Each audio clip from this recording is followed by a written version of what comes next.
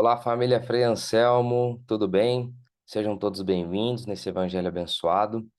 Abençoado porque nós vamos falar de Jesus, dos seus ensinos, do evangelho que sustenta a nossa alma. Eu convido você a clicar no curtir, no compartilhar, porque para que o conteúdo do Espiritismo fique em voga, em alta no YouTube, não só aqui o canal do Frei Anselmo, mas todo o conteúdo envolvendo Espiritismo, ele fica em alta na plataforma.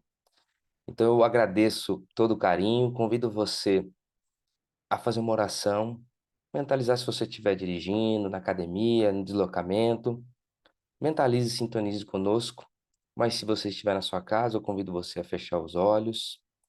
A gente se acalma um pouquinho e a gente se une aos nossos corações. E eu vou pedir por todos nós, Senhor Jesus, Mestre querido, Frei Anselmo e seus trabalhadores, mentores companheiros, pedimos que visite cada lar, cada família.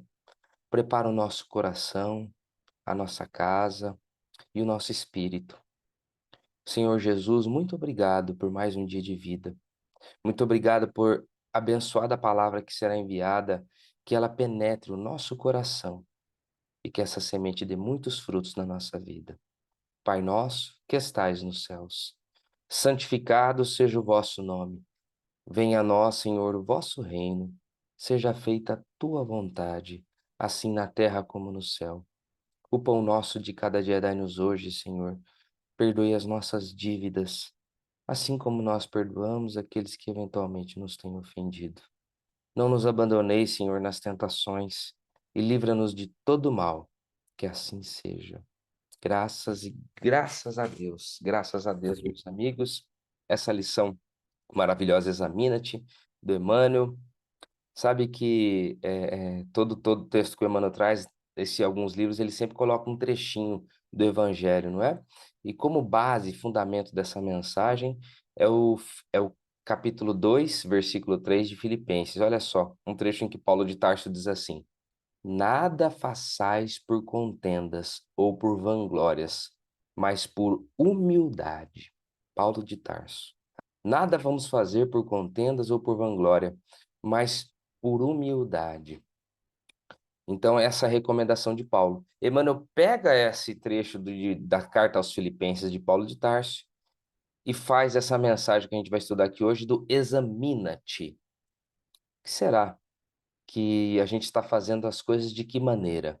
Estamos fazendo por humildade, por vanglória, e a espiritualidade pede assim, ó, examina a razão, o motivo, o que você está sentindo na hora que você vai estar praticando alguma coisa.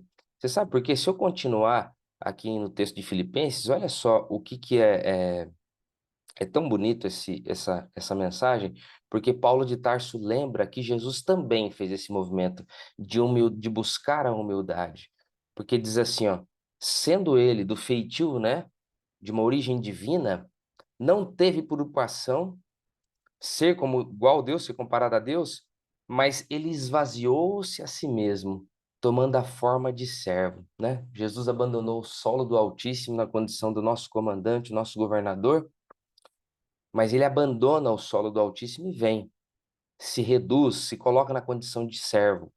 E mais, e achado na forma de homem, humilhou-se a si mesmo, sendo obediente até a morte e morte de cruz. Não é mesmo? Jesus cumpriu um plano divino, uma ordem divina.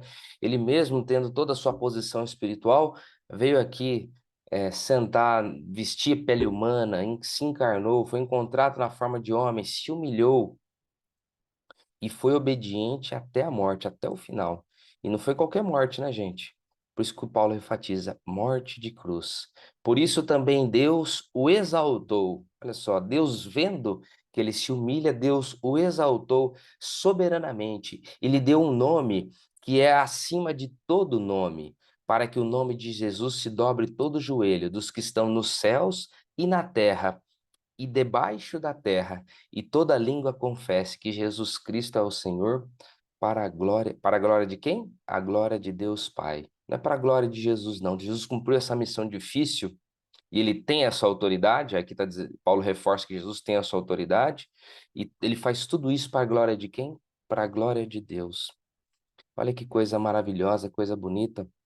Então, Paulo pega esse ensinamento e faz a seguinte pergunta para a gente assim, olha, quando você está praticando alguma coisa que ultrapasse o quadro das suas obrigações diárias, olha só, quando você está fazendo alguma coisa além das suas obrigações, examinas os móveis, os objetivos, a finalidade, aquilo que você está praticando, que determinaram por que que você está fazendo aquilo além das suas obrigações. Pensa bem, examina.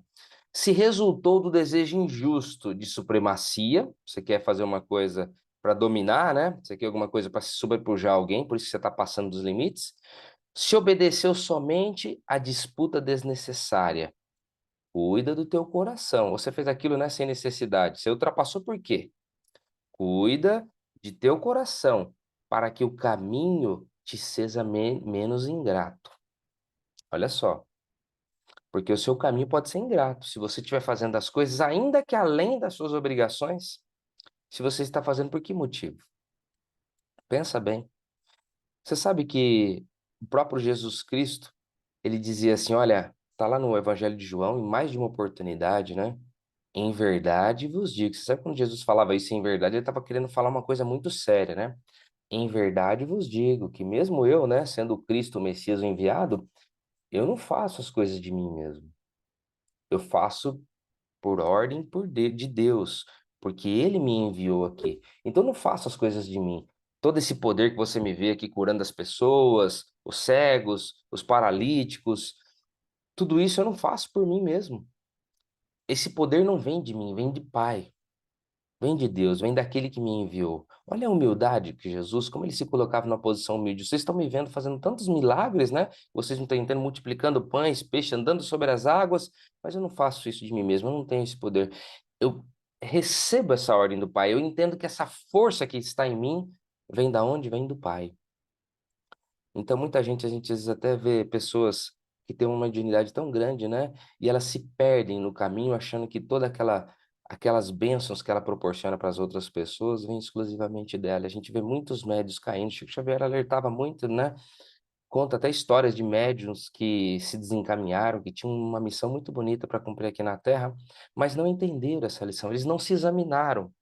Por que que nós estamos fazendo isso? Qual é o objetivo da nossa ação? Presta atenção. É algo de humildade? É algo santo? É algo puro? Ou a gente está fazendo isso por um outro objetivo? Examina-te. E aqui ele vai dizendo o seguinte: olha, eu sei que o trabalho é infinito, todo mundo tem espaço para todo mundo, Emmanuel vai dizer, né? Ele está dizendo assim: na sua órbita há lugar para todas as criaturas e para todas as ideias sadias nessa expressão substancial. Se na ordem divina cada árvore produz segundo a sua espécie, na verdade, tem cada árvore tem uma espécie, um fruto, uma cor, outras não têm fruto, outras têm fruto, outras têm pela raiz que ela dá, entre aspas, os seus proveitos, outra pelas folhas, cada um faz de uma maneira. Olha que coisa bonita, né? Aí ele vai dizer o seguinte: no trabalho cristão, cada discípulo contribuirá conforme a sua posição evolutiva. E eu também recordo, não sei se vocês recomendo vocês lerem, é até bonito, porque o 1 Coríntios, também a outra mensagem de Paulo de Coríntios, vocês lembram aquela mensagem bonita, né? Ainda que eu falasse a língua dos anjos, se eu não tiver amor, nada seria.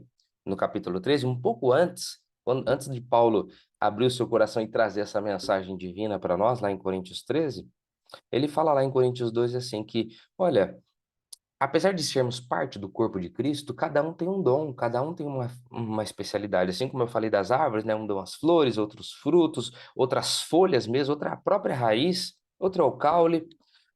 Assim também é no reino dos céus. Cada um tem os seus dons espirituais, cada um tem uma parte. Ele dá um exemplo assim, poxa, se nós fazemos parte do corpo do Cristo, senão a gente não vai desprezar uma mão, ser contra um olho ou contra uma perna. Esse conjunto unido forma algo mais forte, mais bonito do que uma mão querer se vangloriar de um pé ou de um olho. Olha que exemplo, que linguagem lúdica que o próprio apóstolo Paulo está dizendo que não importa o que você faz, qual que é a essência daquilo que você está praticando. Você faz isso por qual motivo? Você não pode se achar mais importante porque você faz essa ou aquela atividade. O importante é você pratica aquilo com que essência, de que maneira? Igualando todos nós na obra de Deus. Não é bonito? Não é reconfortante saber que Deus olha não a nossa atividade em si, mas como a gente pratica as ações, com que sentimento estamos praticando. Por isso a espiritualidade alerta: examina-te. Como é que está seu coração? Você está trabalhando, fazendo caridade por qual motivo? Então, é uma lição profunda que faz a gente refletir sobre o que a gente está fazendo da nossa missão espiritual. Vocês se lembram daquela. Está lá no Evangelho de Marcos e de Lucas, eu não, Marcos e Mateus, desculpa, Marcos e Mateus, da mulher sírio-fenícia.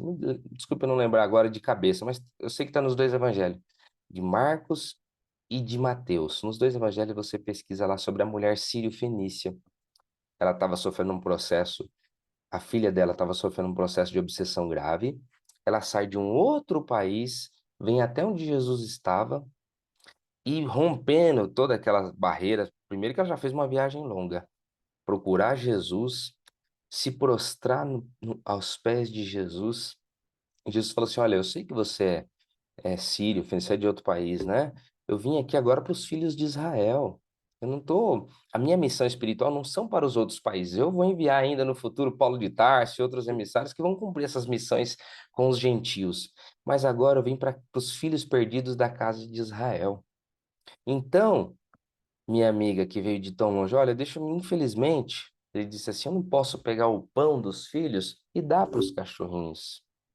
E aquela mulher se humilha, buscando Jesus com todo o seu coração, fala assim, olha, Senhor, eu sei que não é bom dar o pão dos filhos para o cachorrinho, mas também eu sei que eu não quero o pão, ainda que seja aquela migalha que cai das mesas, eu já vi, Senhor, os cachorrinhos ali ao pé da mesa da família, lambendo aquelas migalhas que caem das mesas. Então, Senhor, eu não quero pão, mas me dê uma migalhinha. Olha que como ela se humilha espiritualmente pedindo uma migalha para Jesus. Jesus falou assim: Mulher, grande é a tua fé. O demônio já saiu da sua filha. Vá, pode voltar para sua casa que ela está curada.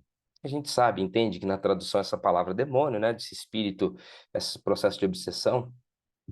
Então, por conta da atitude que ela teve, da humildade do seu coração, foi que Jesus se comoveu com essa mulher.